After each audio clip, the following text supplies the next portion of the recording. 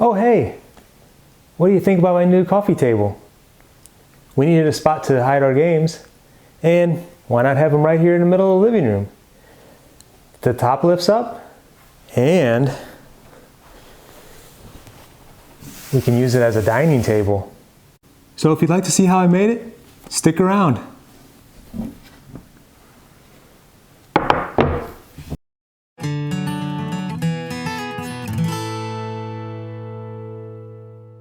I think a coffee table is a very approachable project for any woodworker.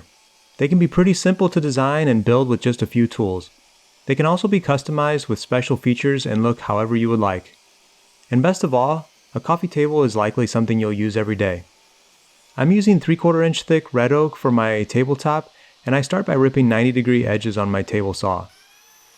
I'm going to use a lot of different tools in this video, but most are optional. You could easily purchase lumber that is already milled to have flat 90-degree surfaces and completely skip the table saw step.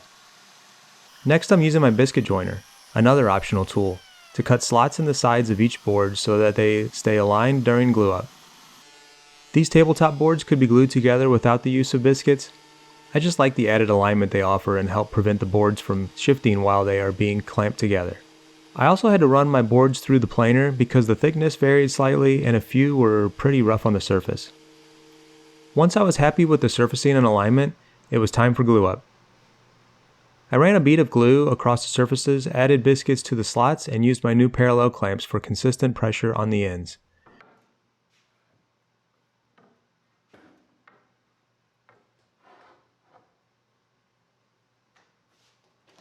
Then added F-style clamps to the ends for extra alignment support and bar clamps for along the top.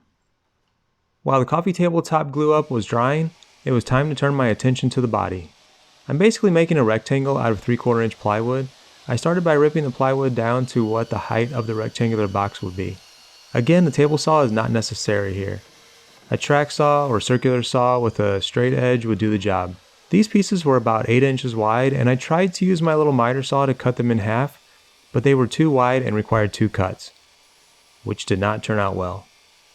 So I clamped these 2 small pieces that will be the short sides of the rectangle together and ran them through my table saw with the miter gauge attached. I have a template here of what these legs are going to end up looking like. This is just a piece of MDF that I cut out with the approximate dimensions of these legs. So what they're going to do is be inset and taper down and end up in the same plane as the edge of the coffee table. Cut a few pocket holes to get an idea, make sure that they were going to be covered. So we're going to assemble these 2 pieces of plywood together, and anything below this point here looks like it's going to be completely covered. So I can put as many pocket holes as I want in this area.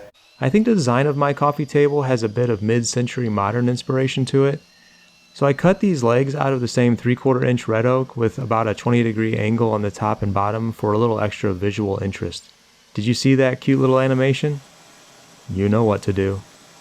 I wanted the legs to taper from the bottom of the rectangular box, or what will be the storage area, to the floor. So I whipped up this tapering jig. Someday I'll make a permanent version, and I cut off a portion of each leg. Here is a dry fit of the storage box, sitting on the coffee table top with the legs clamped in place. Looking good so far. To continue with the mid-century feel, I gave the legs and tabletop a heavy round over with a router, then sanded all the surfaces.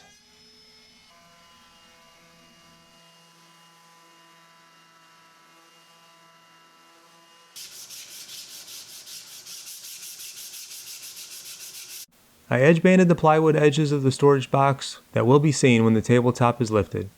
I'm not sure why, but I really enjoy this process. For some reason, it's very soothing or satisfying to me. Anyone else feel that way about edge banding? Probably just me. So satisfying. I'm using my track saw here to get a clean square cut on the tabletop. Whoa! Looked like I was going to grab the spinning blade.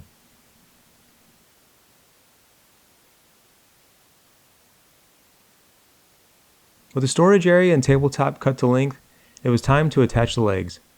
I used wood glue on the outside surfaces, being careful not to add glue where the leg will not touch the box. Then I clamped the legs to the box.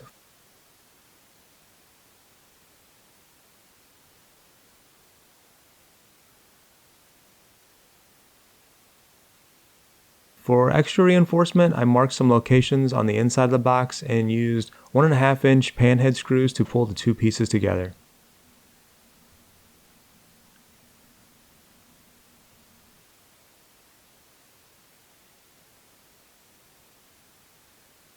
This is where things got a little challenging. I cut down a piece of 1/4-inch plywood for the bottom of the storage box and used glue and brad nails to secure it to the box. Seems like a reasonable next step, right?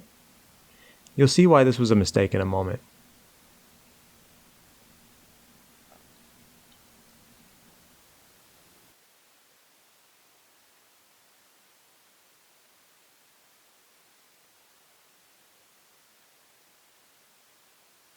I didn't take any shots of the finishing process, but I used Minwax, natural stain, and 3 or 4 coats of Minwax water-based poly for protection.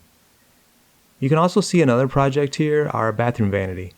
I'll link to the video in the description if you'd like to check it out. Here I'm marking out the location of the lift brackets that will hold the coffee table top to the storage box. This was so complicated and such a pain, and could have been avoided if I wouldn't have added the bottom on earlier. All I would have needed to do was lay the storage box upside down on the bottom of the tabletop and easily attach the lift hinges to both parts. Then add the bottom after. But I had to do it the hard way. I used the tape to mark the location of the hinges, got them lined up and pre-drilled some holes from underneath, then screwed the hinges to the top in this very awkward and uncomfortable position. But it worked! Lesson learned.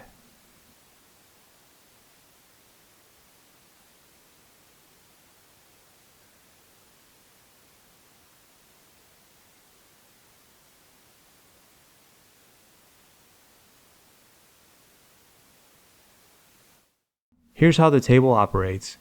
Don't forget to check out the links below, leave a thumbs up if you liked the video, and as always, thanks for watching.